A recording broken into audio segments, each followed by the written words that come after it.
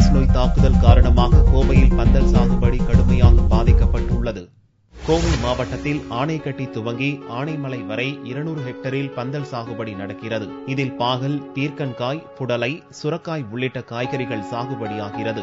சீசனுக்கு ஏற்றாற்போல் சாகுபடி செய்யும் விவசாயிகள் வழக்கம் போல் இந்த ஆண்டு வைகாசி பட்டத்திற்கு பாடுபட்டனர். ஆனால் வழக்கத்தை விட வெப்பம் 2% அளவிற்கு அதிகமாக இருந்ததால் சாகுபடி பாதிக்கப்பட்டுள்ளது. பொதுவாக நாங்க பிக்ஸ் பண்ற அந்த ரேட்டு தான் கிட்டத்தட்ட தமிழ்நாடு முழுசும் எதிரொலிக்குதுங்க. வர்ற ஒரு 20 நாளுக்கு அப்புறம் பாத்தீங்கன்னா பாவக்காயும் பீர்க்கங்காயுக்குமே சரியான டிமாண்ட் வரப்போகுது. விளைச்சலே இல்லைங்க. எதிர்பார்த்த விளைச்சல் இல்லாதனால சந்தையில காய் இருக்காதுங்க. குவாலிட்டியான காய் இருக்காது. இப்போ சந்தைக்கு பாத்தீங்கன்னா வளைஞ்ச காய், நெளிஞ்ச காய், பீர்க்கங்காய் தான் இருக்க முடியும். தரமான காய்கள் இருக்காது.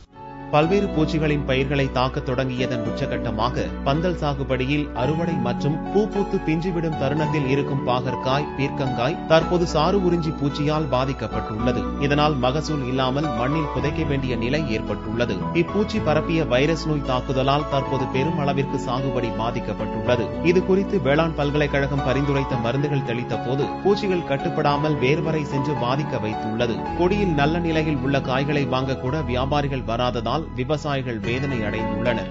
இந்த வைகாசி மாசம் அப்படி ஆரம்பிச்சிட்டாலே தென்மேற்கு பருவமழை ஆரம்பிச்சிடும். அப்படி ஆரம்பிக்கும் போது நாங்க அதுக்கு முன்னாடியே பீர்க்கன் அதே மாதிரி பாவை ரெண்டையும் நாங்க பயிர் பண்ண ஆரம்பிச்சிருவோம். இதான் கரெக்டான பட்டம் எங்களுக்கு. இந்த மற்ற எங்கேயுமே எந்த ஏரியாலையுமே இந்த காய்கறிகள் இந்த சமயத்தில் இருக்காது. அப்ப எங்களுக்கு நல்ல விலை கிடைக்கும்.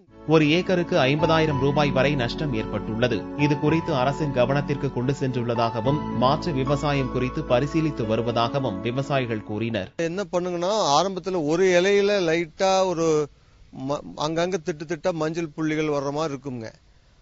அந்த நோயை இந்த சாறு உறிஞ்சும் பூச்சிகள் உட்கார்ந்து சாறு உறிஞ்சுற போது ஒரு இலையில அடுத்த இலைக்கு போய் உட்கார்ந்து சாறு உறியும் போது அதே பரப்பிடுறது. இது கிட்டத்தட்ட என்னங்கன்னா டிஎன்ஏ வரைக்கும் டிஎன்ஏ வரைக்கும் போயிருங்க. போய் கிட்டத்தட்ட பயிர் பூராமே வேறு வரைக்கும் போய் புது தளிர்ல இருந்து எல்லாம் பாதிச்சிடும்.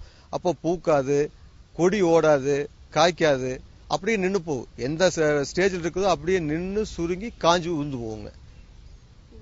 சிறு குறு விவசாயிகளே அதிக அளவில் பந்தல் சாகுபடியில் ஈடுபட்டுள்ளனர். சிறு பாதிப்பு என்றாலும் விவசாயிகளின் வாழ்வாதாரமே கேள்விக்குறியாகிவிடும் என்பதால் அரசு துரிதமாக செயல்பட வேண்டும் என்று விவசாயிகள் எதிர்பார்த்துள்ளனர்.